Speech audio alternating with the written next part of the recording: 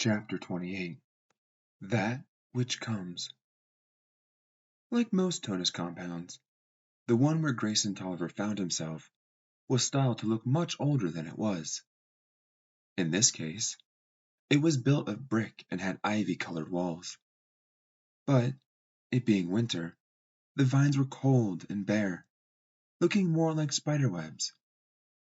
He entered through a long, trestled colonnade, lined with skeletal rose bushes. It all must have been very beautiful in the spring and summer, but now, in the dead of winter, it looked like he felt. The first person he saw was a woman in a tonus sackcloth frock who offered him a smile and upturned palms as a greeting. "I need to talk to Brother MacLeod," he said, remembering what Scythe Anastasia had told him. "You'll have to get permission from Curate Mendoza," she responded. "I'll go retrieve him." Then she sauntered off at such a leisurely pace, Grayson wanted to grab her and push her along. When Curate Mendoza arrived, he, at least, walked as if there was some sense of urgency. "I'm here for sanctuary," Grayson told him. "I was told to ask for Brother MacLeod." "Yes, of course," he said as if there was something he addressed on a regular basis. He then escorted Grayson into one of the buildings of the compound, and to a bedroom. There was a lit candle on a nightstand. The first thing the curate did was snuff it out with a dowser. "Make yourself comfortable," he said. "I'll let Brother MacLeod know you're waiting for him." Then the curate closed the door, but didn't lock it, leaving Grayson with his own thoughts, and a way out if he wanted one. The room was austere, no creature comforts beyond what was necessary. There was a bed, a chair, and a nightstand. There were no decorations on the walls, except for an iron tuning fork above the headboard. Its prongs pointed upward. A bident, they called it, the symbol of their faith. In the nightstand drawer was a sackcloth outfit, and a pair of sandals was on the floor. Beside the doused candle was a leather hymnal with a bident embossed on the cover. It was peaceful. It was calming. It was unbearable.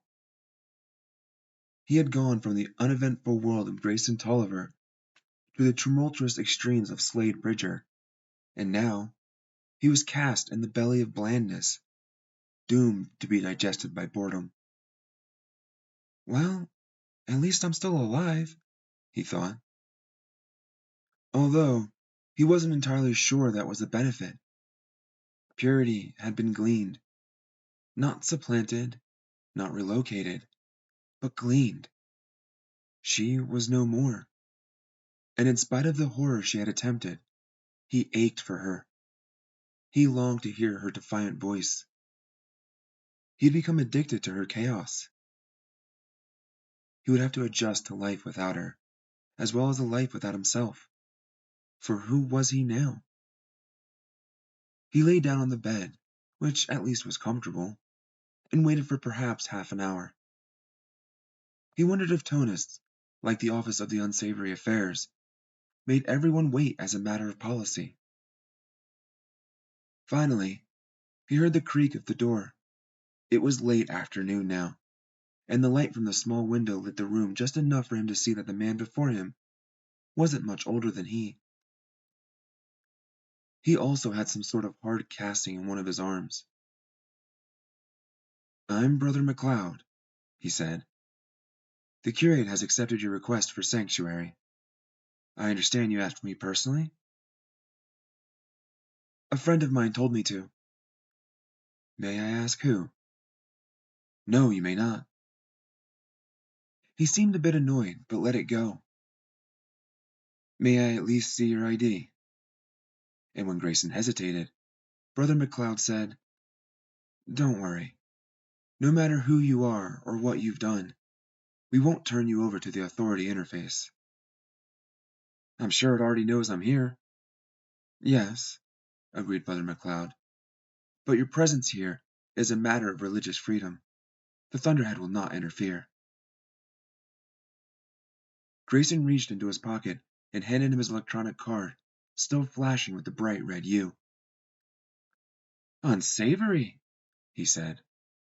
We get more and more unsavories these days. Well, Slade, that won't matter here. That's not my name.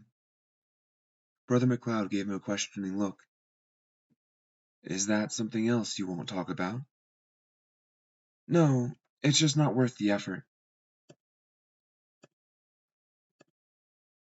Then what do we call you? Grayson. Grayson Tolliver. All right, then. Brother Tolliver it is. Grayson supposed he had to live with being called Brother Tolliver now. What's that thing on your arm? It's called a cast. So, am I going to have to wear one? Brother MacLeod laughed. Not unless you break your arm. Excuse me?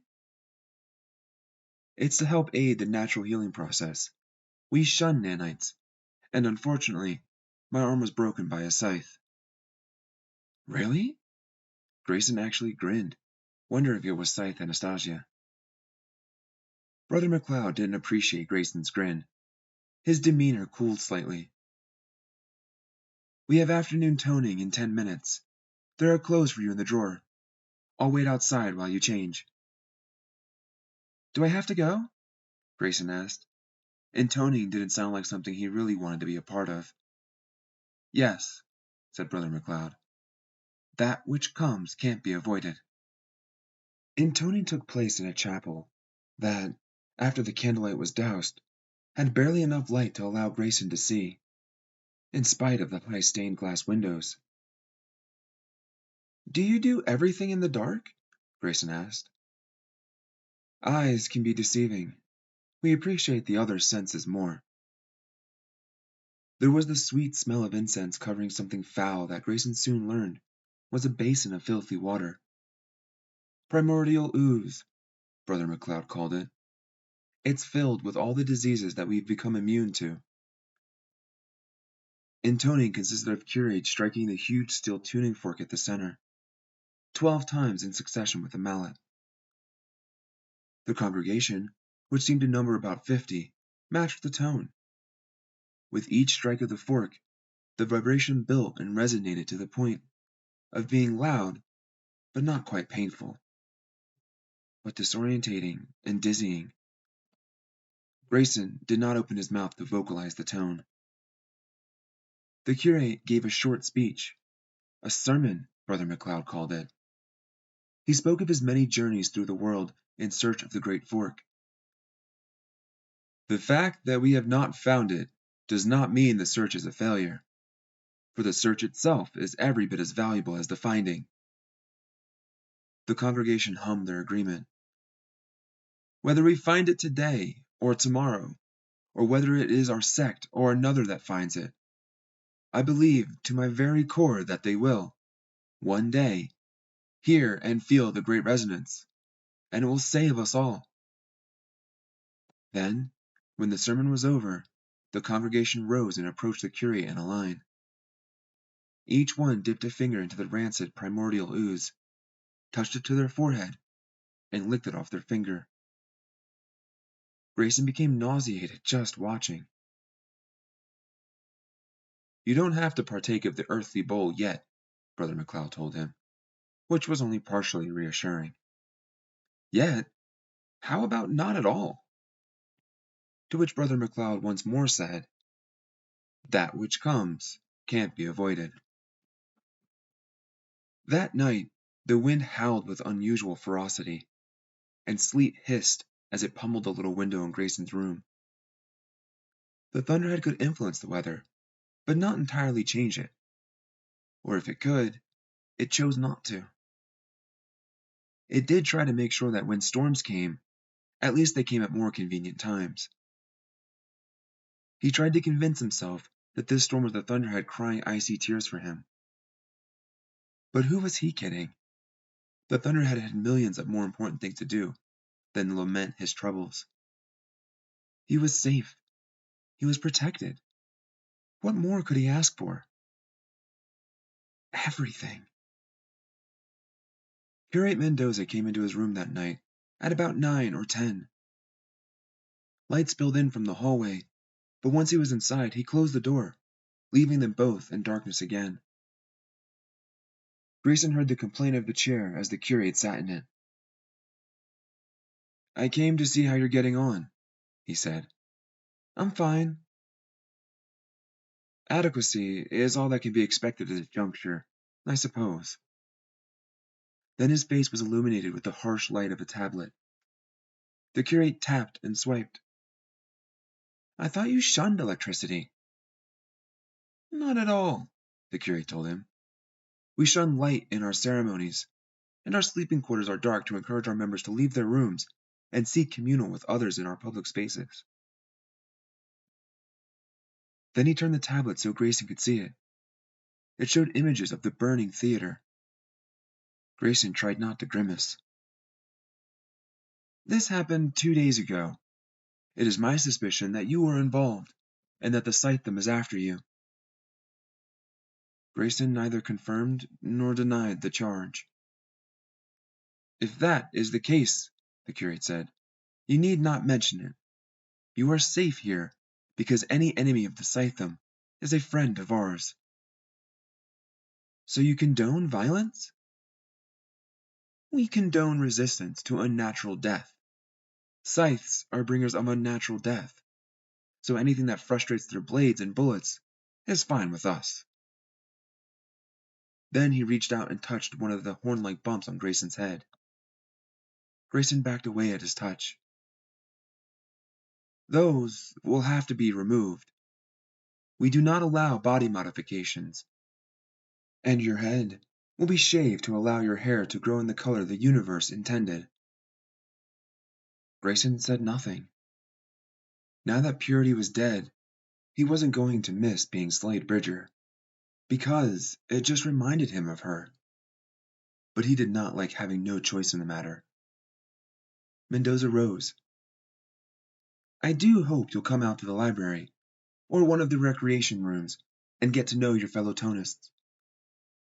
I know they'd like to get to know you better, especially Sister Piper, who greeted you when you arrived." "I just lost someone close to me. I don't feel like being social." "Then you must, especially if your loved one was lost to gleaning. We Tonists don't acknowledge death by scythe, which means you are not allowed to mourn." So now he was being told what he was and was not allowed to feel? He wanted the last bit of Slade Bridger that was still in him to tell him to curate, to go to hell. But instead he just said, "I won't pretend to understand your ways." "But you will pretend," said Mendoza. "If you wish to have sanctuary, you will find your new purpose among us, and pretend until our ways become yours." "And if they never do?" "Then you'll just have to keep on pretending," the curate said. Then he added, "It has certainly worked for me." 620 miles due south of Wichita, Rowan Damisch sparred with Tiger Salazar. Under different circumstances, it would have been enjoyable for Rowan, competing with a friend in a martial art he'd come to love. But these forced confrontations toward an unknown end left Rowan increasingly unsettled. They sparred twice a day for 2 weeks, and although Tiger got better with each match, Rowan always won. When they weren't sparring, Rowan was consigned to his room. Tiger, on the other hand, found himself even busier than before Rowan had arrived. More exhausting runs, more resistance training, repetitive Bocator drills, as well as maneuvers with every kind of blade from sword to dagger, until each one felt like a perfect extension of himself. Then, at the end of each day, just as his muscles were feeling the wear of his efforts, Tiger would receive a deep tissue massage to make his knotted flesh supple. Before Rowan arrived, the massages were maybe 2 or 3 times a week. But now, he had them every day, and was so exhausted that he often fell asleep on the table. "I'll beat him," he told Scythrand.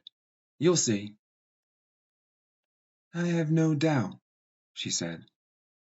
For someone who, according to Rowan, was deceptive and heartless, she seemed pretty sincere. It was during one of his massages that the Emerald Scythe came in and asked the masseuse to leave. Tiger thought she might take over. He thrilled at the idea of her hands on him.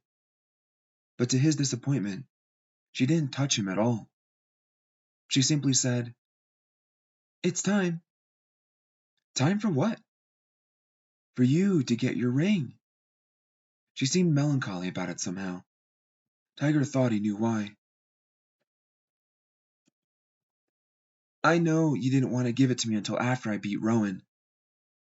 "Couldn't be helped," she said. He got up and slipped his robe on, showing not the slightest bit of modesty before her. Why should he? There was nothing about himself that he wanted hidden from her, inside or out. "You could have been a model for Michelangelo." "I'd have liked that," he said, tying his robe, "to be chiseled in marble." She moved toward him, leaned in, and gave him the lightest of kisses. So light, he could barely feel her lips touch his. He thought it might be a prelude to something more, but she backed away. "We have an appointment early tomorrow. Get a good night's sleep." "What do you mean? What kind of appointment?" She offered him a smile, albeit a slim one.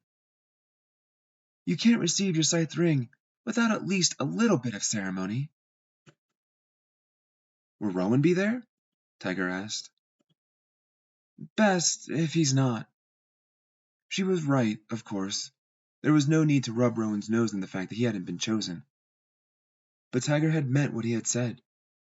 The moment he had the ring, he'd give Rowan immunity. "I hope," Tiger said, "that once the ring is on my finger, you'll look at me a little bit differently." She took a long look into his eyes, and that did more to melt his muscles than the grinding knuckles of the masseuse. "I'm sure things will be different," she told him. "Be up and ready to go by 7 o'clock sharp." After she had left, he allowed himself a moment to breathe a contented sigh. In a world where everyone was guaranteed to get whatever they needed, not everyone got everything they wanted. Rowan sure hadn't, and until recently, Tiger hadn't even known that he wanted to be a scythe. But now that it was about to happen, he knew it was right, and for the first time he could remember, was intensely pleased with the direction in which his life was moving. Rowan was not brought out for sparring the next day, or the day after that. His only visitors were the guards who brought his food and took away his tray when he was done. He had counted the days since he had arrived. The old-time holidays had come and gone with no celebration in the penthouse. It was the last week of the year. He didn't even know what the new year was to be called. "Year of the Raptor," one of the guards told him when he asked, and hoping the guards might have warned enough to spill some information, he asked, "What's going on? Why haven't Tiger and Scythe Rand dragged me out for sparring? Don't tell me I'm not their Bocator bitch anymore." But if the guard knew the answer, he wasn't saying. "Just eat," he said. "We've been giving strict orders not to let you starve." Late in the afternoon of that second day of solitude, Scythe Rand came in with both guards. "Vacation must be over," Rowan quipped. But the Emerald Scythe was not up for banter today. "Put him in that chair," she ordered the guards. "I don't want him to be able to move an inch." And then Rowan caught sight of a roll of duct tape. To be tied to a chair was one thing. To be duct taped was worse. This is it, thought Rowan. Tiger's training is over. And whatever she's going to do to me, it's happening now. So Rowan made his move. As soon as the guards tried to grab him, he exploded in a series of brutal blows that left one of their jaws broken, and the other on the ground, desperately grasping for air.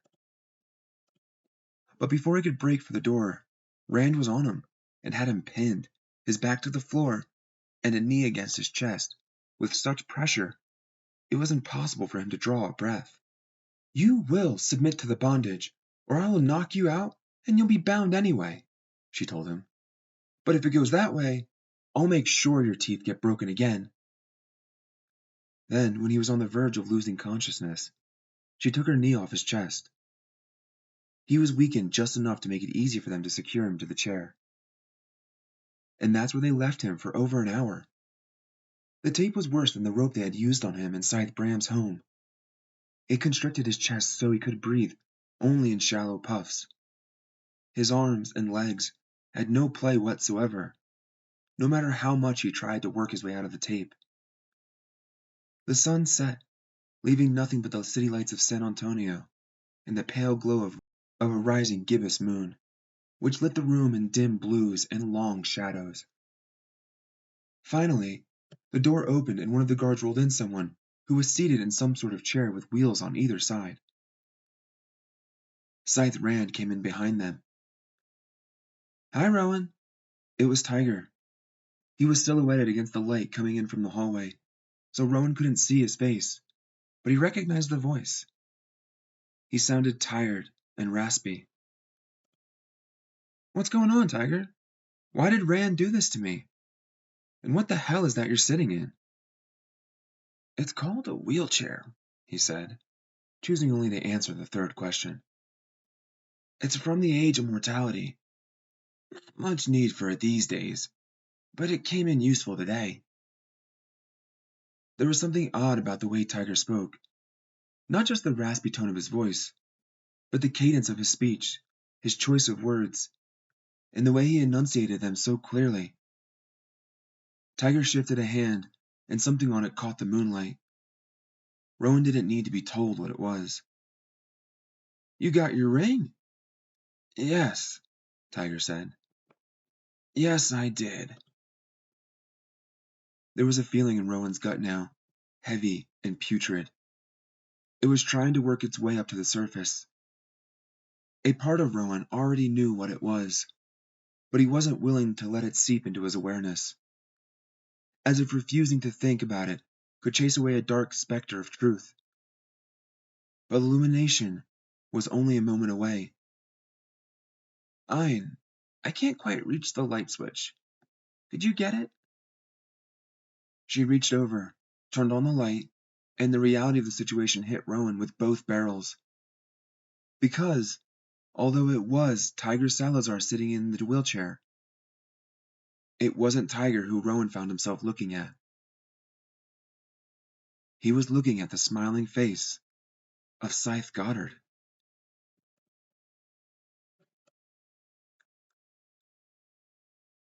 "I can communicate with 6,909 living and dead languages. I can have more than 15 billion simultaneous conversations and be fully engaged in every single one. I can be eloquent and charming, funny and endearing, speaking the words you most need to hear at the exact moment you need to hear them. Yet even so, there are unthinkable moments where I can find no words, in any language, living or dead. And in those moments, if I had a mouth, I might open it to scream." The Thunderhead.